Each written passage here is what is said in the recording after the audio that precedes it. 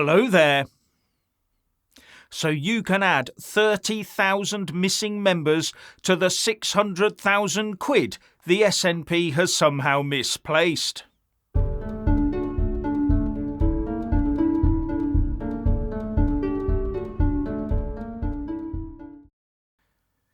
Now, just to let you know, Richard will be telling you what he thinks about the bomb burst of MPs leaving the Commons chamber yesterday afternoon, just as Andrew Bridgen got to his feet to ask some serious health-related questions. And worse, one Tory MP, Andrew Mitchell, was seen to scurry across the chamber, seeming to tell the other MPs to vacate the chamber quickly, in an effort, one supposes, to delegitimise the Bridgen narrative. And Richard makes some very powerful points about this. And then I'll give you a quick Brexit update at the very end, so hang on in there.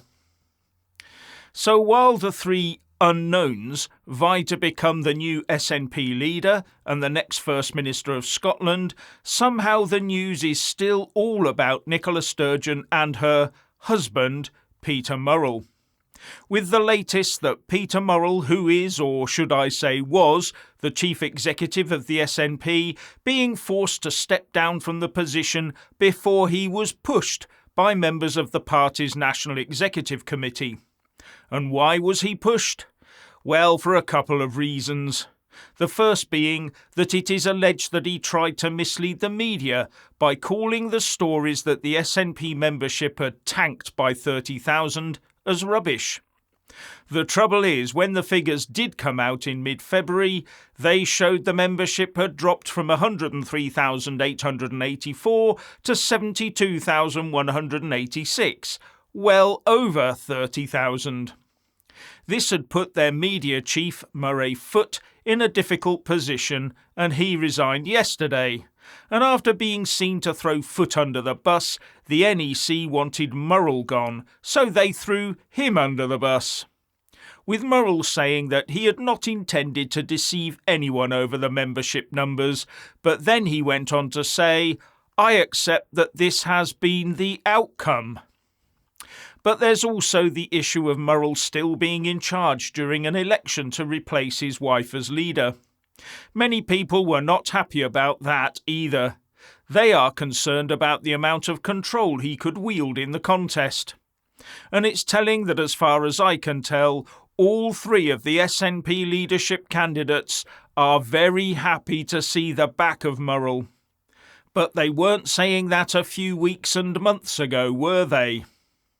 But now they can concentrate on out-nationalisting each other and promising to put all the blame on Westminster for everything they get wrong, with independence coming ahead of the Scottish NHS, education, ferries, etc., etc., etc.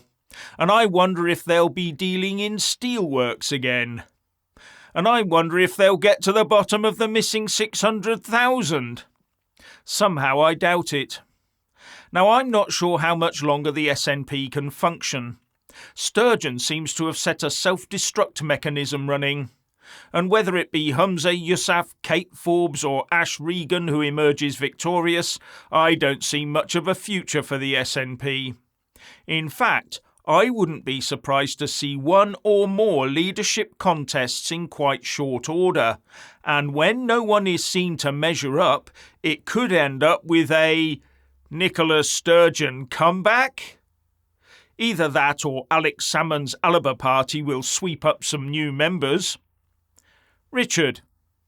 This is a message to all the MPs who scurried off like little rats, leaving a sinking ship, when MP Andrew Bridgen got up to speak in the House of Commons.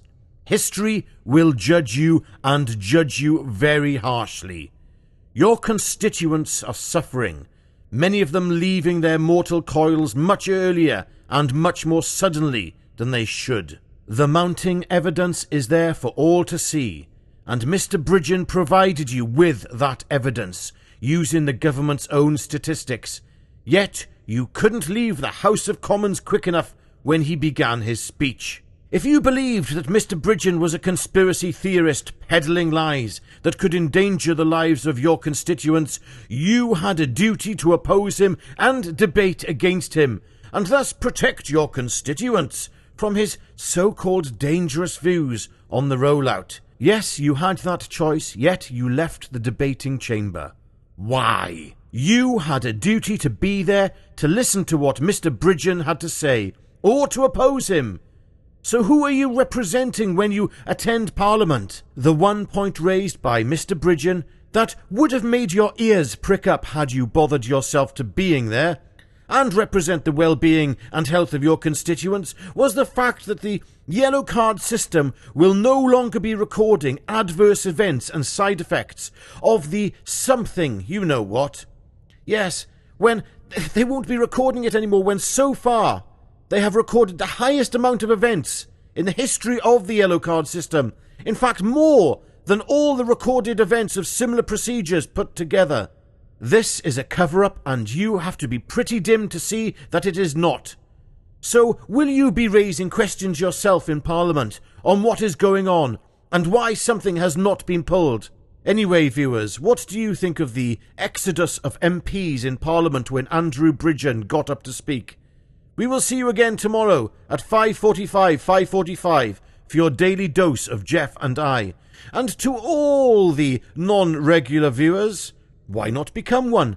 We guarantee we will annoy you with something we say at some point, and it will be a perfect opportunity for you to hurl some, well, you know what at us. So our politicians, bar a very notable and very small minority, are obviously extremely worried about too much getting out about this. As it could push the UK public too far, we might get agitated along French protest lines. And Bridgen published the video of his speech yesterday, and it was almost immediately removed. But after an outcry, sense prevailed, and it was reinstated today. I would watch this space very carefully.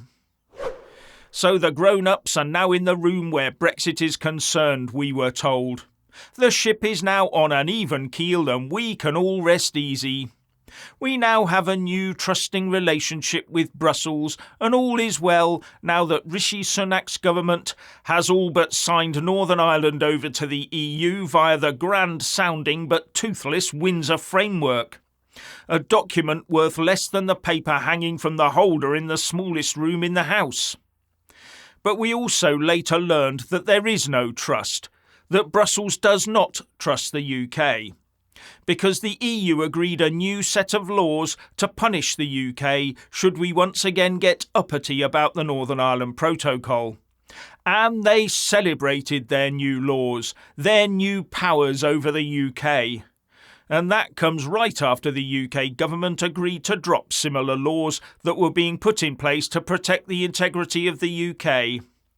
And now that EU countries are finding it hard to maintain their economies while living under an ever more net zero regime, there are signs that the EU could end up backtracking on its green commitments.